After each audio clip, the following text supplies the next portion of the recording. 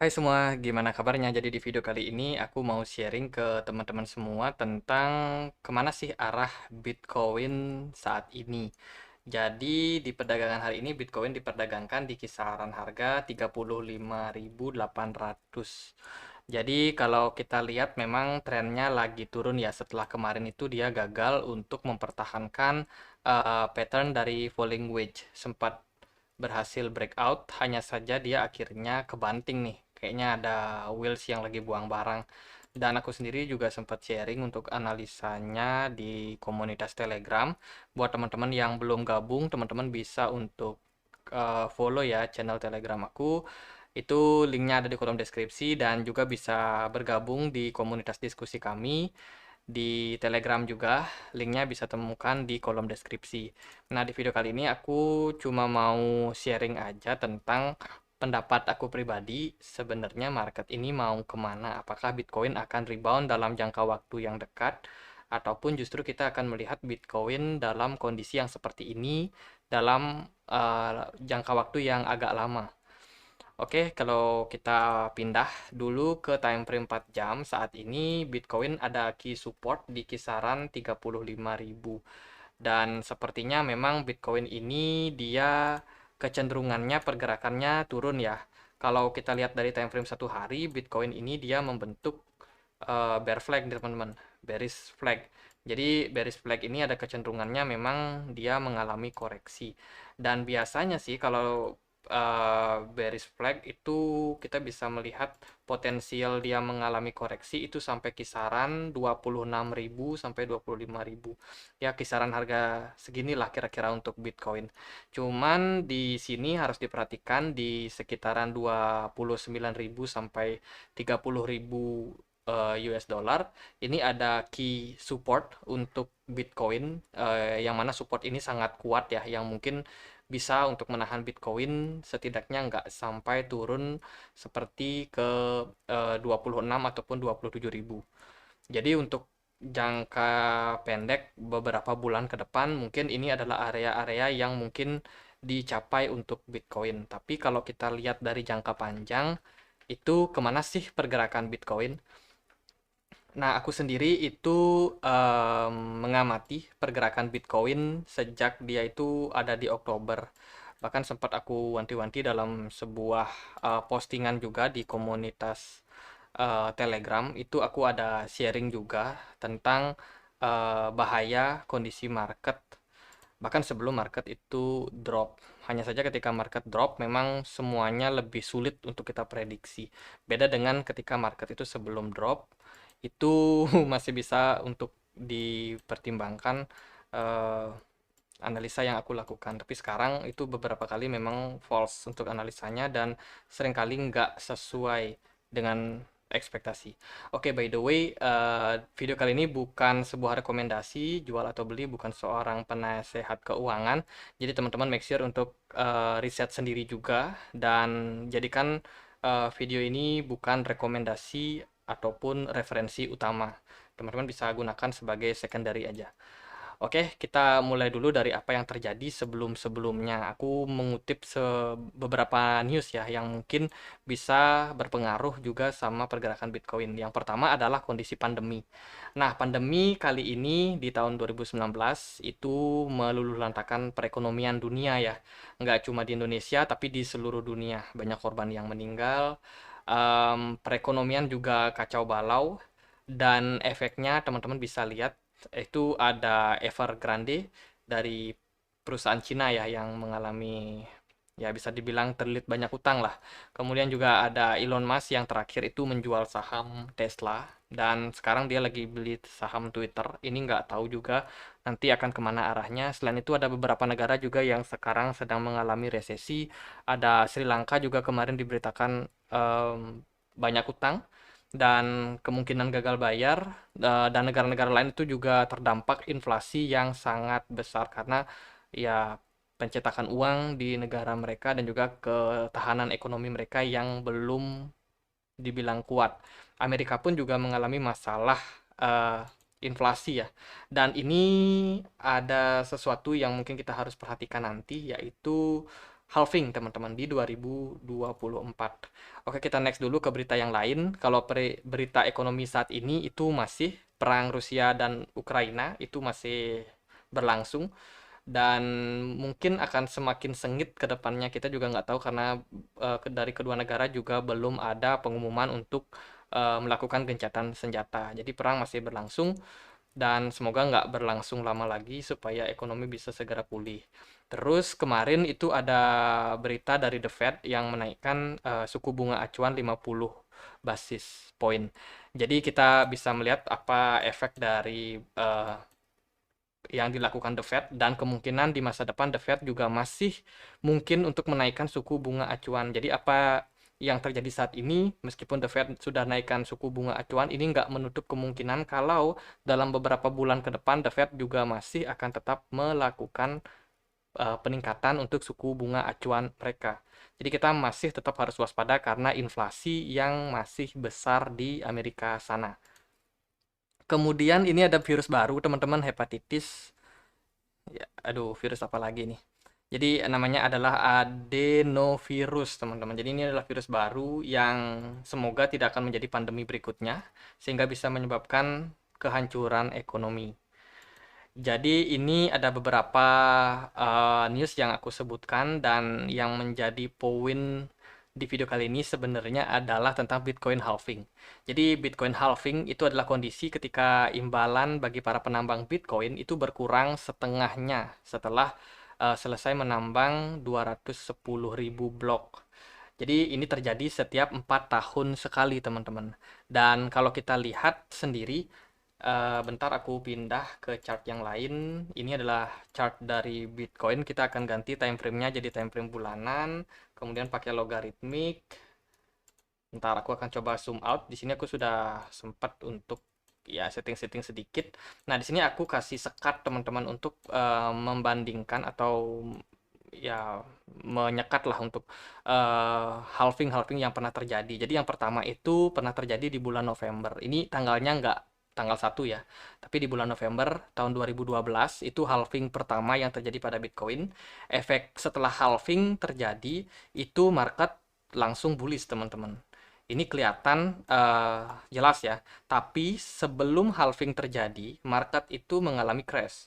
Di sini teman-teman bisa lihat juga kalau Bitcoin itu ketika tahun 2010 sampai 2012 itu mengalami peningkatan sekitar 336.000 ya persen. Jadi cukup signifikan untuk peningkatan pergerakan Bitcoin yang terjadi waktu awal-awal Bitcoin ini diluncurkan. Tapi setelah itu ada crash yang lumayan gede, teman-teman. Sekitar 93%. Sorry, 93% crash yang terjadi pada Bitcoin itu di tahun 2011. Jadi 2011 crash, kemudian berhasil recover halving 2012 dan market rally dan bullish.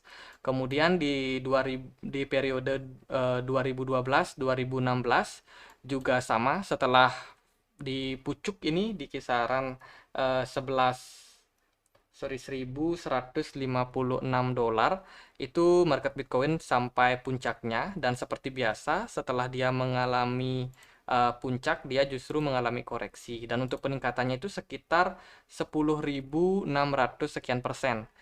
Jadi itu adalah peningkatan dari Bitcoin. Setelah itu Bitcoin crash itu sekitar 86%, teman-teman. Jadi setelah dia mencapai puncak di 1156 ini, Bitcoin crash sampai ke poin 180 dolar. Jadi lumayan banget koreksi yang terjadi itu 86%. Dan seperti biasa, crash yang terjadi itu di tahun 2015, which is setahun sebelum terjadinya halving di 2016. Jadi di bulan Juli 2016 itu halving, dan setelah halving seperti biasa market rally dan ya dia mencapai titik di 18.000 dolar. Jadi peningkatan yang terjadi waktu itu adalah sampai sekitar 4 ribuan persen, teman-teman. Kurang dari 4.000%. Nah, setelah terjadinya puncak, kemudian seperti biasa crash lagi Setahun sebelum halving terjadi, 2019, market Bitcoin crash lagi sebesar 84%. Dan sekarang Bitcoin itu lagi ya bisa dibilang dalam fase yang agak kurang bagus, teman-teman. Kalau kita lihat di sini ada potensial terjadinya double top. Dan sekarang kita tinggal menunggu waktu aja. Akankah Bitcoin mengalami koreksi yang cukup dalam? Kalau kita lihat di sini sejak tahun 2020 awal sampai saat ini puncak Bitcoin itu sekitaran di 700-an persen, kurang dari 700% lah kira-kira peningkatannya. Dan Bitcoin sendiri itu sudah terkoreksi sebentar, ini berapa persen ya Bitcoin sudah terkoreksi?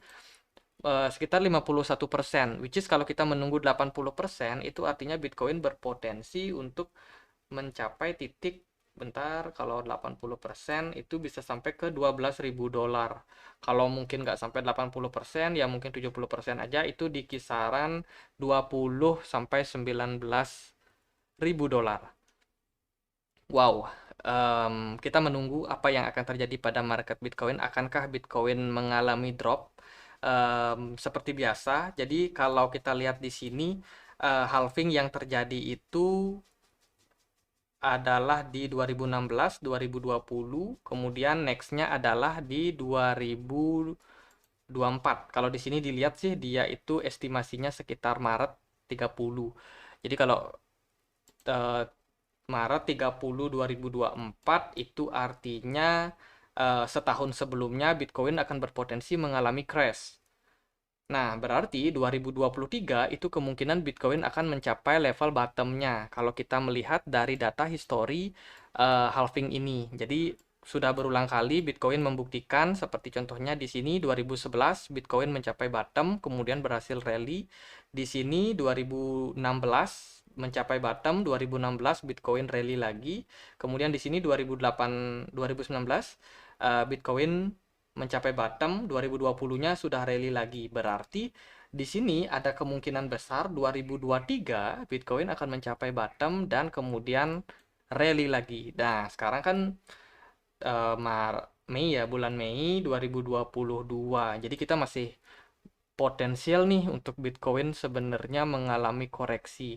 Nah, untuk area support yang mungkin itu adalah di sini di 20.000 dolar. Kalau kita lihat di sini Bitcoin itu ada area support ya. Di sini adalah area support, teman-teman. Jadi supportnya peaknya terakhir itu ketika dia mencapai bullish di 2017 bulan Desember ini dia Bitcoin itu kepantul di kisaran 19 dolar. Berarti di kisaran harga 20.000 dolar itu berpotensi menjadi area support yang kuat untuk Bitcoin. Semoga Bitcoin nggak sampai drop di bawah dari 19.000 dolar. Jadi itu mungkin adalah sebuah analisa yang sederhana, cuman ini sudah terjadi dalam 4 periode dan patut teman-teman perhitungkan juga. Jadi tentu saja dari beberapa analis juga sudah menyebutkan bahwa Bitcoin itu ada potensial juga dia itu bergerak dalam sebuah channel. Jadi seperti yang kita tahu kalau channel ini juga sebenarnya bisa menjadi area bottom ya untuk Bitcoin yaitu di harga saat ini di 33.000 dolar. Nah, semoga saja sih kalau aku pribadi sih berharap juga Bitcoin nggak sampai drop dalam. Cuman kalau seandainya Bitcoin drop dalam maka ya 20.000 dolar itu potensial untuk dikunjungi untuk Bitcoin sendiri. Jadi kita sebagai retail yang nggak punya modal banyak, yang nggak bisa menggerakkan pasar, ya tentunya kita harus bersiap-siap dengan kondisi ini. Teman-teman yang mulai invest, yang mulai belajar invest itu bisa untuk lebih bersabar lagi. Kalau teman-teman mau invest, pastikan di CA, dollar cost averaging, cicil bertahap ya, jangan lamsam, jangan beli dengan seluruh modal kalian. Teman-teman bisa cicil perlahan, siapa tahu nih bottomnya ada di kisaran 20.000 dolar. Jadi itu mungkin yang bisa aku sharing ke teman-teman. Semoga analisa kali ini bisa menambah perspektif kalian, bisa menambah plan kalian bila mana nanti memang periode-periode sejarah yang sudah berlalu ini terjadi kembali, teman-teman. Jadi setahun sebelum terjadi halving, Bitcoin itu sudah 4 periode dia mencapai level bottomnya. Jadi tidak menutup kemungkinan sebenarnya di periode kali ini juga Bitcoin akan mencapai bottom itu di kisaran Januari 2023 atau sampai di kuartal kedua 2023. Jadi kalau kita lihat dari kondisi ekonomi nih, ekonomi lagi nggak bagus karena terjadinya pandemi, kemudian ada perang juga, kemudian ini juga virus berpotensi. Kalau iya, ekonomi memburuk di 2023, maka ya kemungkinan juga sih kalau Bitcoin itu bisa sampai 20.000 dolar. Nah, apapun itu, ini sifatnya adalah analisa, tentu saja bisa salah teman-teman. Jadi make sure ini jangan dijadikan sebagai referensi utama. Sekian aja mungkin video kali ini, semoga bisa bermanfaat buat teman-teman. Dan kalau kalian punya pertanyaan, punya koin yang mau dibahas, bisa tulis saja di kolom komentar. Semoga aku bisa untuk bikin analisanya di hari ke depan. Dan akhir kata saya Andre, makasih.